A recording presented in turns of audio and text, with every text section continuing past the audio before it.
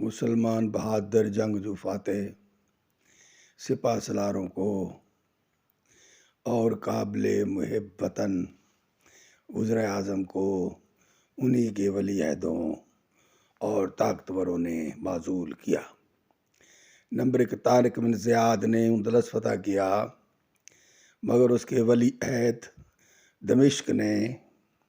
اسے معزول کیا اور قید میں ڈالا۔ نمبر 2، موسیٰ بن نصیر نے اسپین فتح کیا، مگر اس کے ولی عہد سلیمان بن مالک نے معزول کیا، قید کیا، پھر بہت زیادہ تاوان بطور قرض ڈھالا اور آخری وقت میں لوگوں نے مسجد کے سامنے بھیک مانگتے دیکھا۔ نمبر 3، محمد بن قاسم نے دیبل کے راجہ داہر کو شکست دی، سندھ اور ملتان تک فتح کیا، مگر سلیمان بن مالک نے ولی عہد دمشق نے اسے معزول کیا اور قید کیا، اور وہ قید میں اللہ کو پیارا ہو گیا۔ نمبر 4، خالد بن ولید نے بڑی جنگیں لڑیں،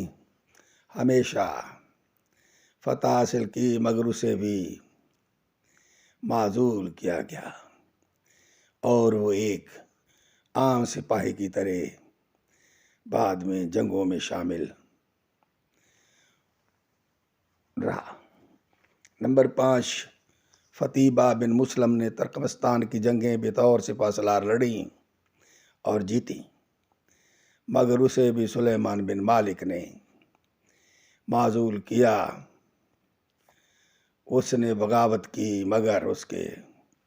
سپاہیوں نے سر کاٹ کر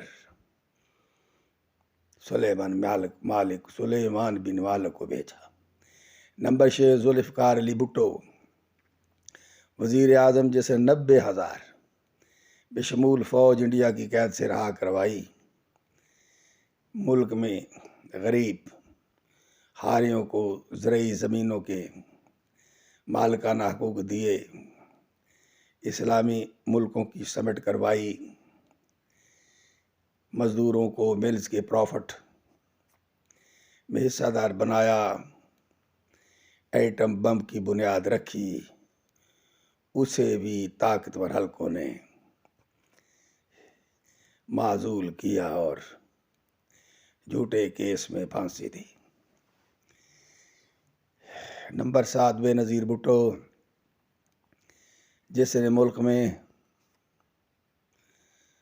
انڈسٹری لگوائی، یونیورسٹیاں، کالج، سکول بنائے،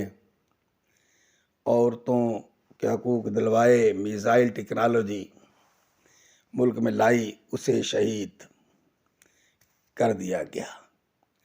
نمبر 8، میاں نواز شریف، وزیر اعظم نے ملک کی خوشحالی کے لیے انڈسٹری لگوائی، نوجوانوں کو کاروباری قرضے دیے، موٹر ویز اور دوسری سڑکوں کے جال بچھائے، بجلی کی پیداوار کے کارخانے لگوائے، دہشت گردی ختم کی،